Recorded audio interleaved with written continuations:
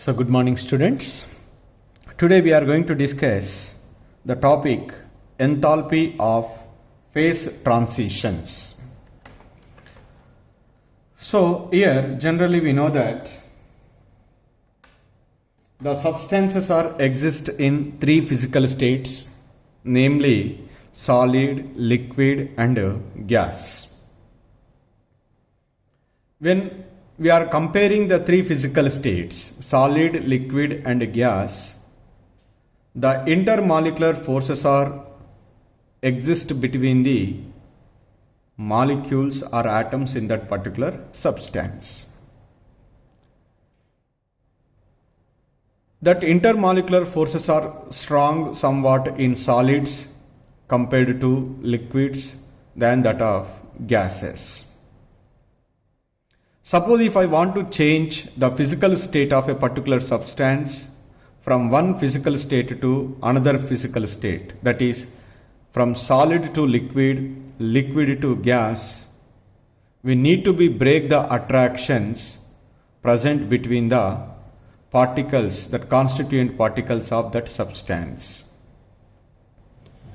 So to break that intermolecular forces of attraction, to convert the one physical state into the another one, here we required certain amount of energy.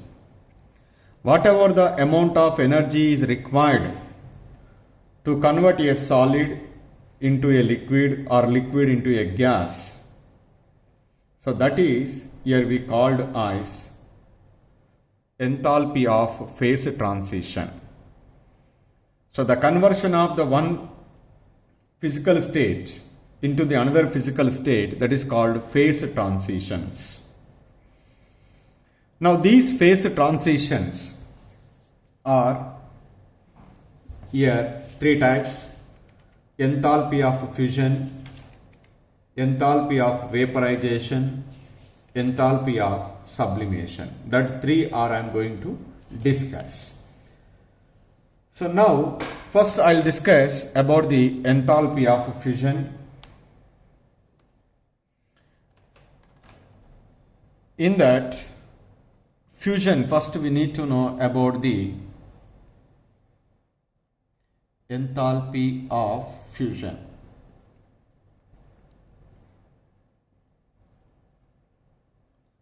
What do you mean by the fusion? Fusion is conversion of solid physical state into liquid physical state, is called enthalpy of fusion. Process is called fusion. For the conversion of the particular substance in solid into liquid, whatever the energy is required, generally that is called as enthalpy of fusion. So now this enthalpy of fusion may be defined as the enthalpy change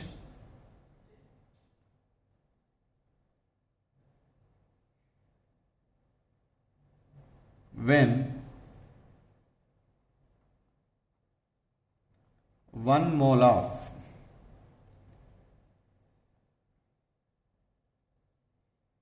solid substance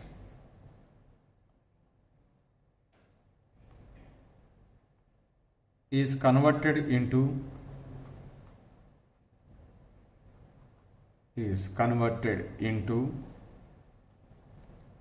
its liquid state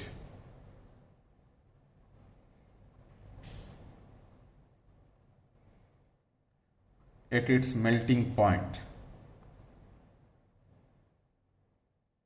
is called enthalpy of fusion. Enthalpy of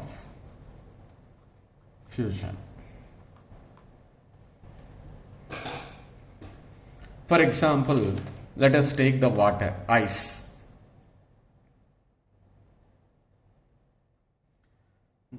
The water is in solid state, that 1 mole of water is converted into 1 mole of water liquid. Here the amount of heat energy is exchanged, that is called enthalpy of fusion.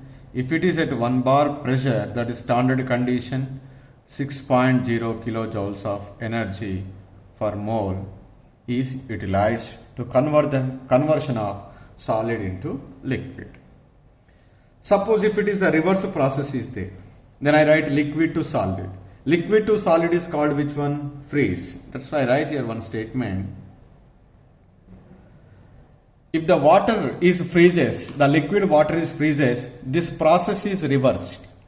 So then whatever the amount of energy is required to conversion of solid into liquid, if liquid is converted into solid, then same amount of energy is liberated. So what write here? Suppose the same water molecule is freezes.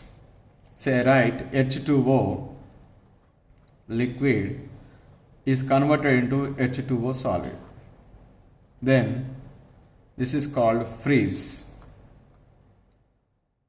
Then the energy is liberated minus 6.0 kilojoule per mole. So from these two, what should I write is simply delta H, delta freeze is equal to minus of delta fusion, because minus 6.0 kilojoules per moles, delta H not fusion. So this is the statement I can write from that too. So now this enthalpy of fusion may write as case 2. If you are applying that enthalpy of a reaction type, then enthalpy of fusion delta FUS H naught is equal to, so enthalpy of liquid minus enthalpy of solid. This is we write. So the third point here in this one, the conversion of a solid into liquid. So it is always an endothermic process. So that enthalpy of a fusion is always said to be, what is that? That is positive. Enthalpy of fusion is always positive. That is, I write as delta FUS H naught is always positive. That is we called endothermic. That process is endothermic process. So now when we are observing the values of this enthalpies of fusion, then it is clearly indicates, it is tells or about the type of intermolecular forces are operating between the different molecular solids. If enthalpy of fusion is very high, that means more amount of heat energy is involved to conversion of a solid into liquid, that is clearly indicates in between the constituent particles of that molecular solid, the strong intermolecular forces are present. If enthalpy of fusion is low compared to the other molecular solid, so that is clearly indicates, so less amount of energy is involved, which is clearly indicates the weak intermolecular forces are operating between the constituent particles of that molecular solid. So that means here I would like to say the point is, it gives an idea.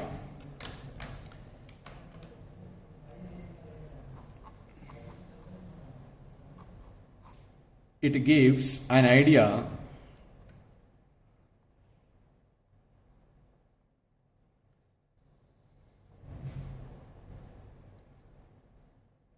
of the nature of solid. Nature of solid and the magnitude of forces, the magnitude of forces acting between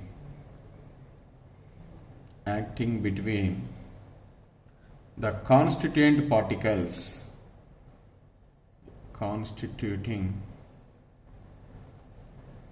particles of solids. For example,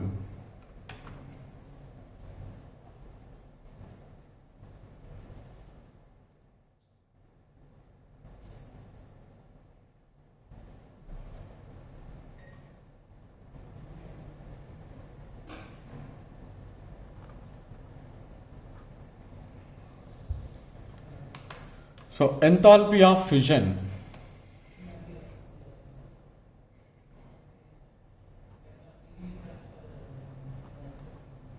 of oxygen at 55 Kelvin, that is 0.45 kilojoule per mole. So enthalpy of fusion of H2S at 118 Kelvin plus 2.0 kilojoule per mole. So when we see this oxygen or hydrogen sulfide, so the enthalpies of fusions are very, very less. But whereas in the case of that ionic solids, so the ionic solids always possess the more enthalpies of fission. The another important point is ionic solids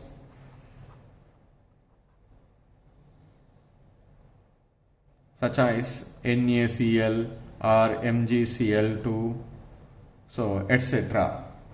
have high enthalpies of fusion. High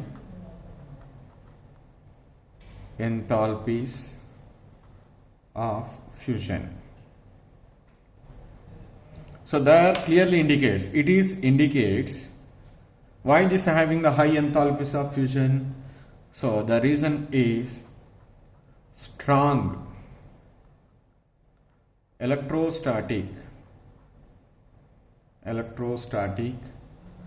force of attractions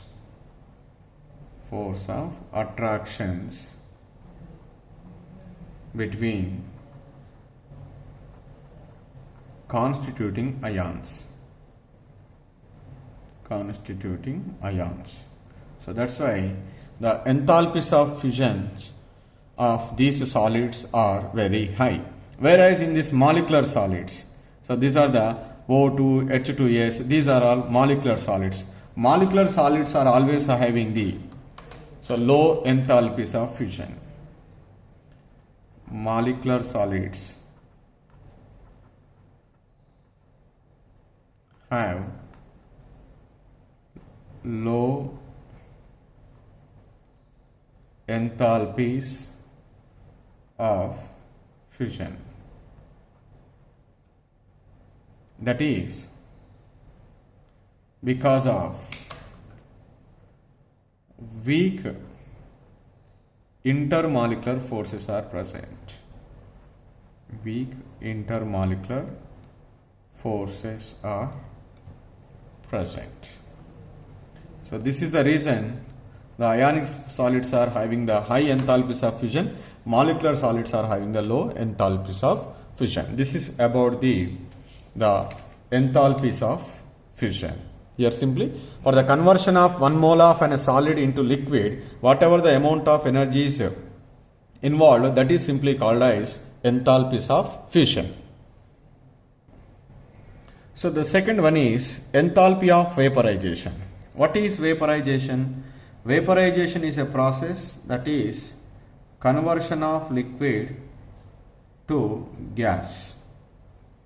So that is called, what is that? Vaporization process. Vaporization process. Now, here enthalpy of vaporization is defined as same like the fusion. Here liquid to gas, there is a solid to liquid. So it is defined as the enthalpy change. The enthalpy change when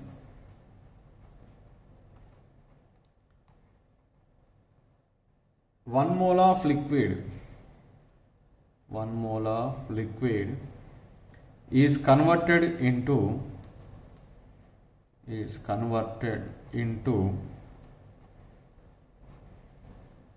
gaseous state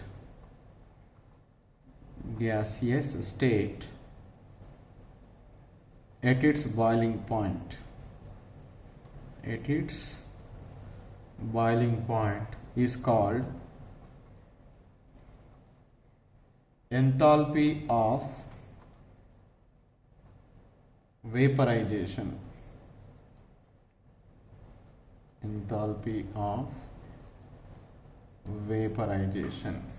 Or molar enthalpy of vaporization.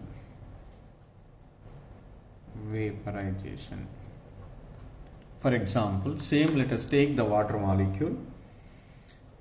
So here also, to convert the water liquid into gas, we require the energy, that is delta A Vp, that is H naught at standard conditions, 40.79 kilojoule per mole. This is the energy will be utilized. So, like in the fusion, to conversion of a solid into liquid, we require the energy. Why require the energy? To break the intermolecular attractions between the constituent particles of that solid, so that then only it is converted into the liquid state. Similarly, it is also gives an idea. So, it is given an idea about the magnitude of forces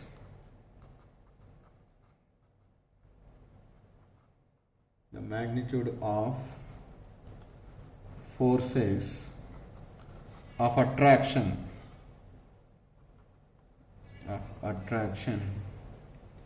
between the particles of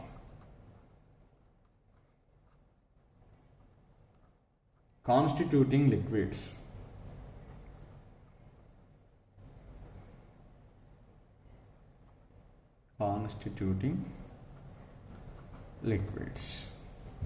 So that means if the strong intermolecular attractions are between the constituent particles of that liquid, so we require the more amount of energy to convert that liquid into gas. If that attractive forces are weak between the particles, then less amount of energy will be utilized. So that's why by seeing the vaporization value, the enthalpy of vaporization values of the two liquids, we can easily identify where the intermolecular forces are stronger, so where the intermolecular forces are weak. That's why we give a statement here. So greater the value of enthalpy of vaporization, greater the enthalpy of vaporization values, so that is clearly indicates more will be magnitude of the attractive forces.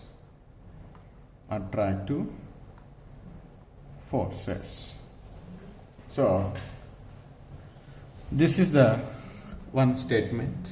Let us take one example, that is water molecule and acetone, H2O and acetone. It is an organic compound. You may get idea about this in your second year. This is called acetone. It is an organic compound. Organic compound.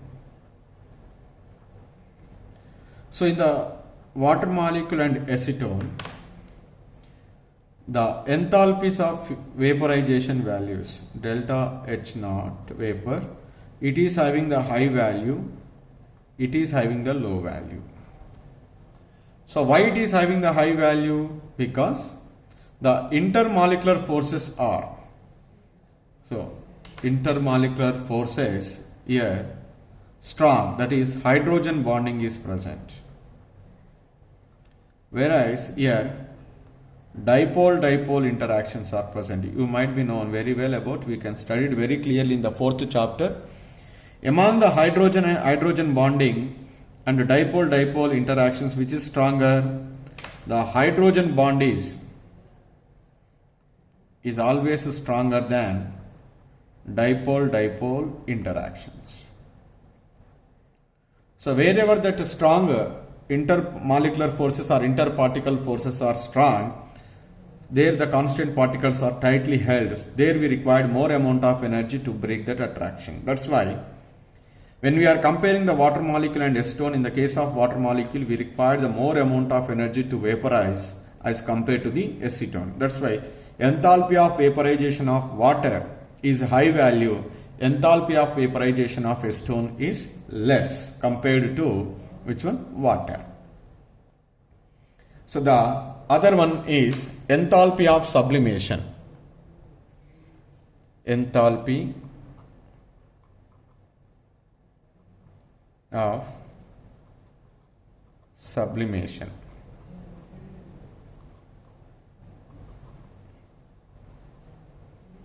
What is sublimation? That solid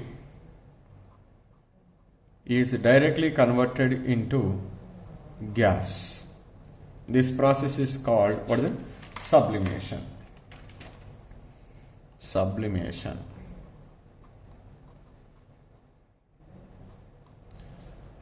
So during this sublimation, whatever the amount of energy is exchanged, that is called as here enthalpy of sublimation.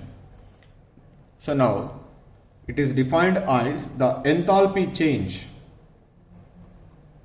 The enthalpy change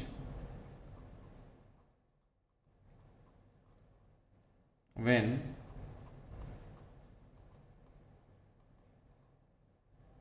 one mole of solid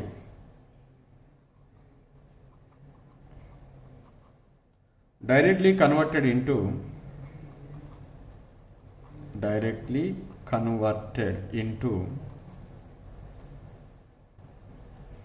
its gaseous state,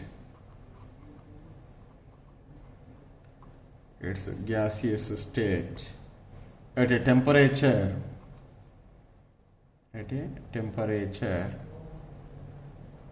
below its melting point. Below its melting point is called enthalpy of sublimation. Enthalpy of sublimation. If it is 1 mole is there, it is also called as, whenever 1 mole is involved, that is we call molar. Molar enthalpy of sublimation. Sublimation. So for example, let us take the iodine solid, I2 solid is directly converted into I2 gas. The amount of heat energy is involved, that is enthalpy of sublimation under standard conditions, plus 62.4 kilojoules. This is the energy will be utilized.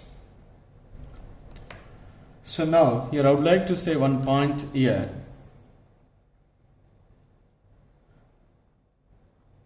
So the conversion of solid into gas here directly, that is enthalpy of sublimation.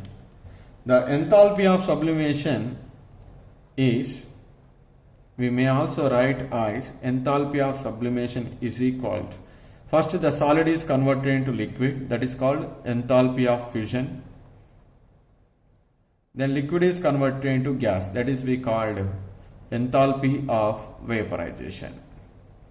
So that enthalpy of sublimation is always equal to sum of the enthalpies of fusion and enthalpies of vaporization. This is about the three phase transitions: enthalpy of fusion, enthalpy of vaporization and enthalpy of sublimation.